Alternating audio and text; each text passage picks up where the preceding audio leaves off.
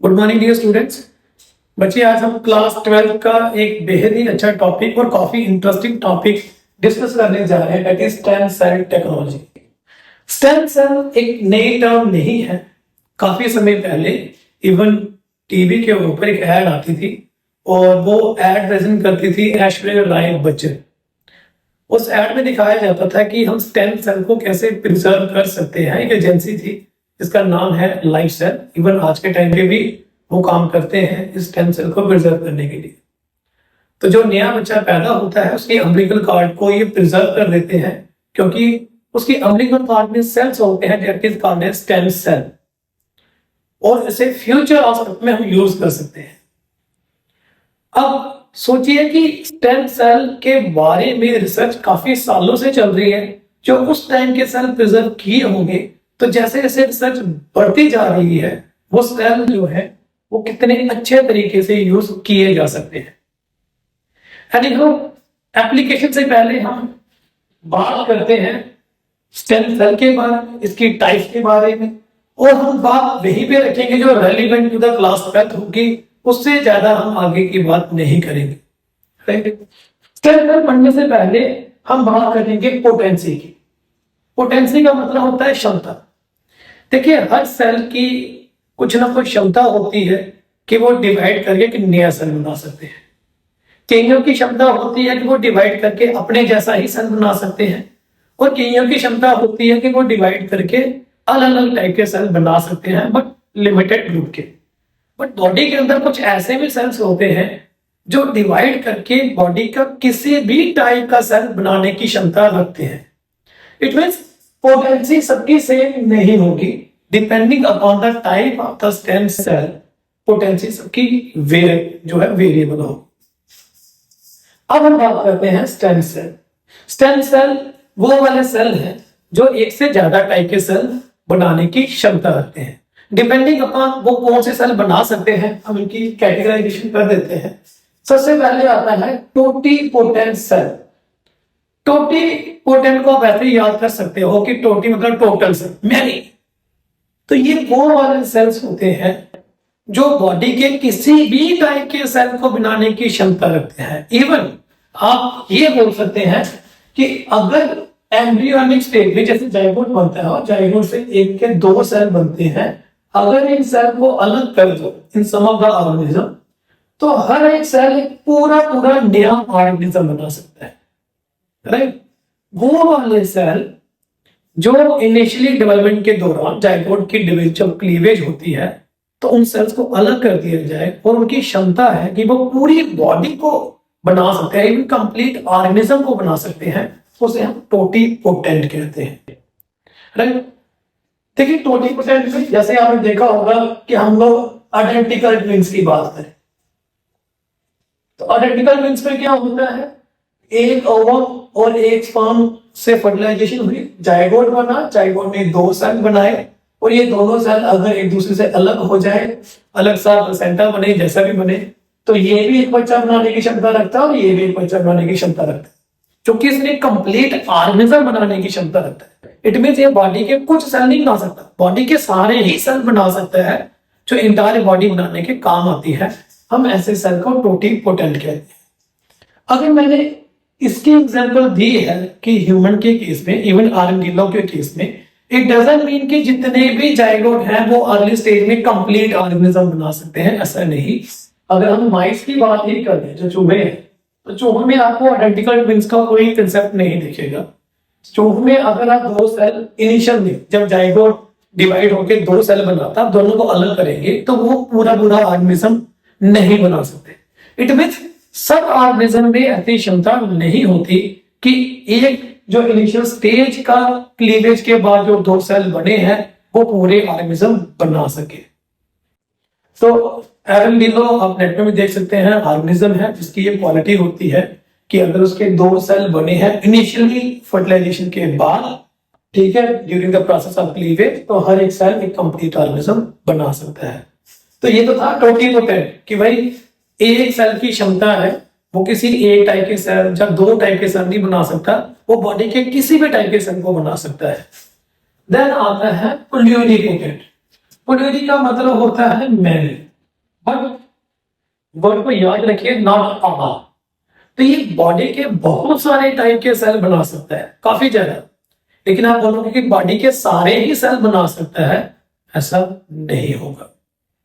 Right. Then आता है multipotent. Multipotent का मतलब होता है अगेन मैनी, बट ये होता है कि pertaining to a particular group, उसे हम बोलते हैं मल्टीपोटेंट। और लिको का मतलब होता है फ्यू।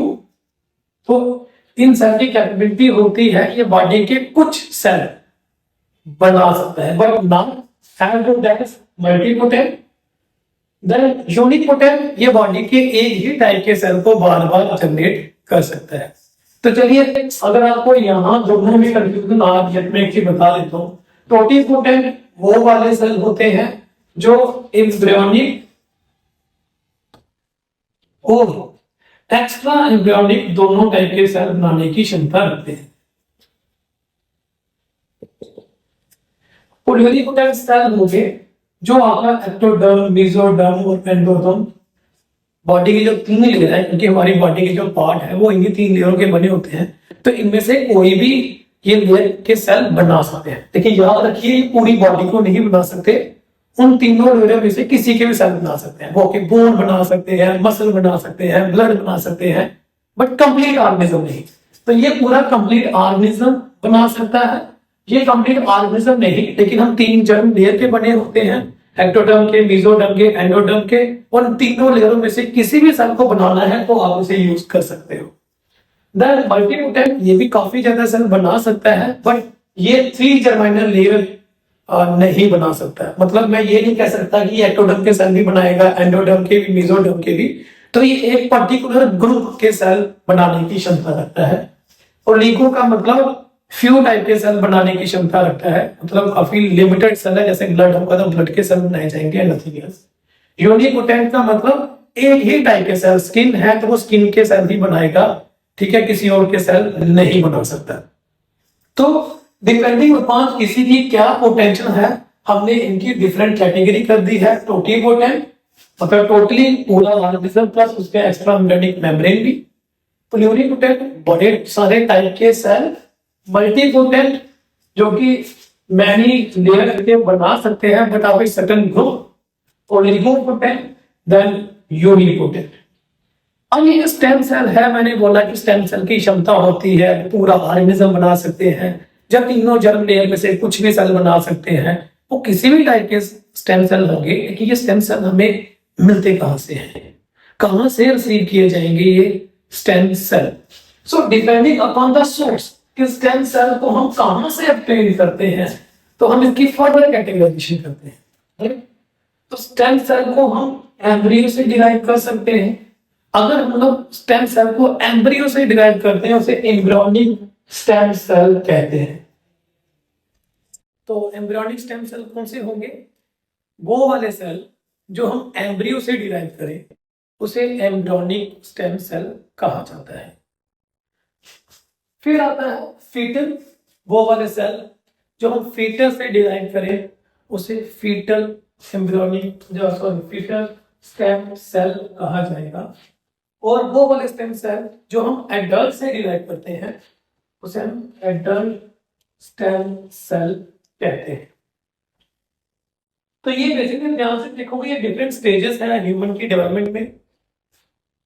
पहले एम्ब्रियो होता है, एम्ब्रियो के बाद फीटस बनता है, फीटस फिर बच्चा पैदा होगा, धीरे धीरे वो बड़ा होगा, मतलब एडल्ट।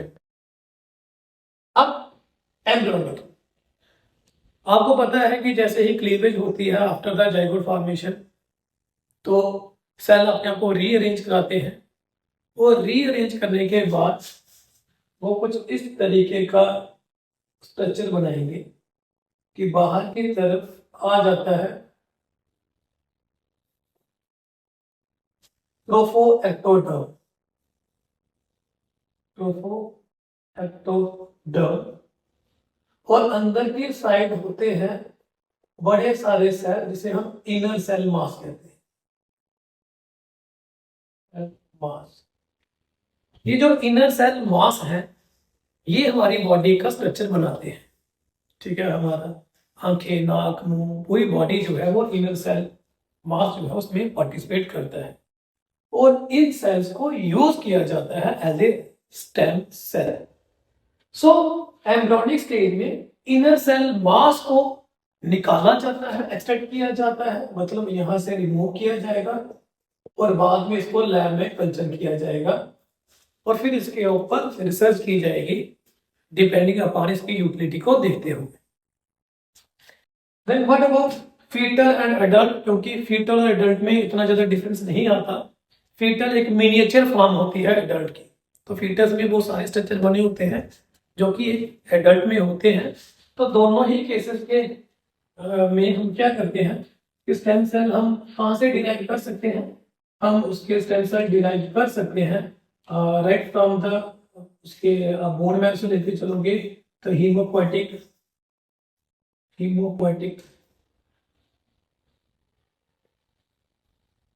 Stem cell. सो हीमोपोएटिक स्टेम सेल को यूज किया जाता है फॉर रिसर्च पर्पस। फिर आता है एडल्ट में से हम लोग क्या करते हैं कि एक और टाइप के स्टेम सेल होते हैं जो मैं यहां बताना भूल गया हुआ था, वो था इंड्यूस प्लूरिपोटेंट स्टेम सेल। अब ये इंड्यूस प्लूरिपोटेंट स्टेम सेल क्या होता है, क्योंकि मुझे एडल्ट के नाम से याद आ गया। देखिए कुछ सेल की तो बाय बर्थ क्षमता होती है कि वो किसी भी सेल को बना सकते हैं, ठीक है। तो नेचुरली कुछ सेल होते हैं जैसे कि ये इनर सेल मास है, जैसे मैंने बोला ये कंप्लीट ऑर्गेनिज्म बनाते हैं, तो इनकी क्षमता है ये किसी भी सेल को बनाएंगे। लेकिन जैसे जैसे ऑर्गेनिज्म बनता जाता है तो उसके ऊपर डिफरेंशिएशन होना शुरू हो जाता है। जब एक सेल को इंड्यूस किया जाता है, मतलब बताया जाता है कि तुम्हें ये पर्टिकुलर काम करना है, तो वो डिफरेंशिएट हो जाता है और उसी टास्क को करता रहता है, ठीक है। तो हम उस सेल को जो अपना फंक्शन गेन कर लेता है कि मेरा यही काम है, इसके अलावा कोई और काम नहीं है, उसे हम डिफरेंशिएटेड सेल बोलते हैं, राइट। तो पहला होता है स्टेम सेल, और जब स्टेम सेल किसी पर्टिकुलर ऑर्गन को बनाता है तो वो सेल जो है वो डिफरेंशिएट हो जाते हैं, मतलब मुझे अब किसी और पर्पस के लिए यूज नहीं किया जा सकता। लेकिन हम क्या करते हैं, हम डिफरेंशिएटेड सेल को इंड्यूस करते हैं, मतलब उसमें बदलाव लाते हैं ताकि वो फिर से अपनी प्रॉपर्टी को गेन कर ले, that is stem cell capability को गेन कर ले। वो वाले स्टेम सेल जो हम डिफरेंशिएटेड सेल से डिराइव करते हैं, राइट। जैसे मेरी स्किन से सेल निकाला तो उसमें थोड़ा सा बदलाव किया गया और अब वो स्टेम सेल की तरह बिहेव कर रहा है, ऐसे सेल को हम लोग इंड्यूस प्लूरिपोटेंट स्टेम सेल कहते हैं। वो बॉडी के किसी भी हिस्से से लिया जा सकता है, वो नर्व सेल से लिया जा सकता है, वो मेमोरी सेल से लिया जा सकता है, वो मसल सेल से लिया जा सकता है, ठीक है, गोनेट से लिया जा सकता है, एटसेट्रा।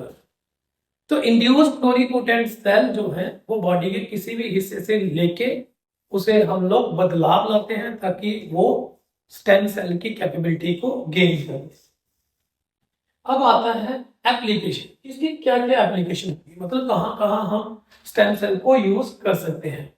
सबसे पहले अगर बॉडी में कोई डैमेज हो चुकी है तो इसकी रिपेयर के लिए हम लोग स्टेम सेल को यूज करते हैं, ठीक है।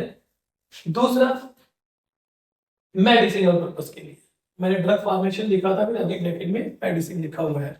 तो देखिए क्या करते हैं, हम स्टेम सेल लेंगे, उसे पैटी डिश में कल्चर कर लेंगे, ठीक है, और फिर से इन्फेक्ट करेंगे विद डिफरेंट पैथोजन और फिर अपनी दवाइयों का ट्रायल करेंगे इसके ऊपर और देखेंगे क्या ये पैथोजन के ऊपर इफेक्टेड होता है या नहीं होता है। क्यों? क्योंकि पैथोजन तो तभी काम करेंगे जब उनको कोई सेल मिला होगा जिसके अंदर वो अपने आप को रेप्लिकेट कर सके, अपनी पॉपुलेशन को बढ़ा सके। तो हमें एक लिविंग आइडेंटिटी चाहिए होती है, क्योंकि स्टेम सेल लगातार डिवाइड करने की क्षमता रखते हैं, तो हम उसके ऊपर ये वाला जो है रिसर्च करके देखते हैं।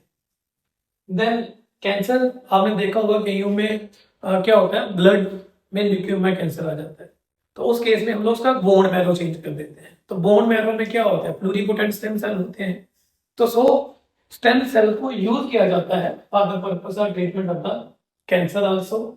देन न्यूरॉन, अब देखिए रिसर्च चल रही है। आपको पता है कि हमारे ब्रेन के सेल एक बार बन जाए तो वो फिर से डिवाइड करके रीजनरेट नहीं कर सकते। तो आज के ट्रेंड में हम क्या करते हैं, स्टेम सेल को लेते हैं और उसे इंड्यूस करते हैं कि वो नर्व के सेल बना सके। तो इसके ऊपर काफी ज्यादा सफलता मिल भी चुकी है और इवन रिसेंटली उसके ऊपर और ज्यादा काम किया भी जा रहा है। अब स्टेम सेल का एक और सबसे जो बड़ा रोल है वो क्या है कि जैसे आपने देखा होगा कि प्लास्टिक सर्जरी में हम लोग किसी स्किन को लगाते हैं बॉडी के ऊपर, तो क्या होता था कि पहले स्किन रिजेक्शन के भी चांसेस होते थे जब हम ग्राफ्ट करते हैं, और इवन थाई मसल की स्किन को निकाल के लगाने के लिए भी जो है वो यूटिलिटी की जाती थी। आजकल क्या किया जाता है, स्टेम सेल लिए जाते हैं और उनको इंड्यूस किया जाता है ताकि मतलब उसे अटेंशन पे की जाती है ये किसी और सेल को ना बनाए बट स्किन को ही बनाए। और स्किन जो चूंकि अपने ही सेल की बनी हुई है तो बॉडी रिजेक्ट नहीं करती और वो स्किन जो है वो हम लोग यूज कर सकते हैं बॉडी के ऊपर। दूसरा, स्टेम सेल बॉडी के ऑर्गन बनाने की क्षमता भी रखते हैं। तो नेचुरली बात है, हमारे ही स्टेम सेल हैं, हमारा ही ऑर्गन बनाएंगे तो वो ऑर्गन रिजेक्शन का कंसेप्ट जो है वो नहीं होगा। लेकिन स्टेम सेल में एक सबसे बड़ी दुविधा है, वो क्या है, जो कि आपको पता है कि जैसे लेट्स से टोटिपोटेंट सेल है तो वो ब्लड का सेल भी बना सकता है, वो ब्रेन का सेल भी बना सकता है, वो मसल भी बना सकता है, वो इंटेस्टाइन भी बना सकता है, वो स्किन भी बना सकता है। अब ये कौन सा सेल बनाएगा वो डिफरेंट फैक्टर्स मैटर करते हैं, इन्वायरमेंट का, पीएच का, ऑक्सीजन का एंड सो मेनी फैक्टर्स। तो स्टेम सेल से हमें जब काम लेना होता है ना तो हमें वो सारे कंट्रोल कंडीशन में जो है वो इसे इन्वायरमेंट इसका सेटल करना होता है। थोड़ी भी स्लाइड चेंज आए तो इसका जो हम एक्सपेक्टेड रिजल्ट लेना चाहते हैं वो रिजल्ट नहीं रहता। तो रिसर्च जो है प्रेजेंटली इसके ऊपर काफी ज्यादा की जा रही है और होमली इन्वायरमेंट ट्राई की जा रही है ताकि जो सूटेबल रिजल्ट हम लेके चलते हैं वही रिजल्ट इसका सामने आए। तो बच्चे आज हमने पढ़ा कि स्टेम सेल क्या होता है, वो वाले सेल जो डिवाइड करके डिफरेंट टाइप के सेल बना सकते हैं, ठीक है। और किसी सेल की क्षमता होना कि वो किसी और सेल को बना सके उसे हम पोटेंसी कहते हैं। सब सेल की एक जैसी पोटेंसी नहीं होती, कई सेल होते हैं जो पूरी बॉडी को बना सकते हैं, कई सेल होते हैं जो 3 जर्म लेयर में से कुछ भी बना सकते हैं, कई सेल होते हैं किसी एक जर्म के सेल को वो बना सकते हैं, दूसरी तीसरी जर्म सेल को नहीं बना सकते, और कई सेल ऐसे होते हैं जो एक जर्म सेल में भी एक डेफिनेट ग्रुप को डील करते हैं, और लास्ट में कुछ ऐसे सेल आते हैं जो सिर्फ एक ही टाइप के सेल बनाते हैं। डिपेंडिंग ऑन दैट हमने बोला टोटिपोटेंट, ठीक है, जो कि एम्ब्रियोनिक, एक्स्ट्रा एम्ब्रियोनिक दोनों बना सकते हैं। प्लूरिपोटेंट जो एक्टोडर्म, मेसोडर्म, एंडोडर्म में से कुछ भी बना सकते हैं। मल्टीपोटेंट जो एक्टोडर्म के सेल बनाएंगे, जहां फिर मेसोडर्म के, जहां फिर एंडोडर्म के, नॉट ऑल द 3 लेयर्स। ओलिगोपोटेंट जो एक्टोडर्म के सेल में से भी किसी पर्टिकुलर के, कि जहां तो वो हड्डियों के बना सकते हैं, जहां वो स्किन के बना सकते हैं। यूनिपोटेंट जो सिर्फ एक ही टाइप के सेल बनाएंगे and nothing else. Induce pluripotent कि वो वाले सेल जो डिफरेंशिएट हो चुके थे, ठीक है, जिन्होंने अपना फंक्शन गेन कर लिया था, उनको हम फिर से रिवर्ट बैक कर देते हैं इनटू द स्टेम सेल। इसको हम इंड्यूस प्लूरिपोटेंट स्टेम सेल कहते हैं। डिपेंडिंग अपॉन द सोर्स हम स्टेम सेल को कैटेगराइज कर देते हैं एम्ब्रियोनिक, कि हमने एम्ब्रियो से डिराइव किए हैं, फीटल हमने फीटल से डिराइव किया है, एडल्ट हमने एडल्ट जो ऑर्गेनिज्म है वहां से हमने डिराइव किया हुआ है। डिपेंडिंग अपॉन द एप्लीकेशन, तो हमने यहाँ पर इसकी एप्लीकेशन के थोड़े से बारे में लिखा कि हमें किस किस काम में हम इसकी यूटिलिटी ले सकते हैं। तो होपफुली बच्चे आपको इसकी समझ हुई होगी, फिर भी कोई क्वेरी हो तो आप मुझसे पूछ सकते हैं। Thank you.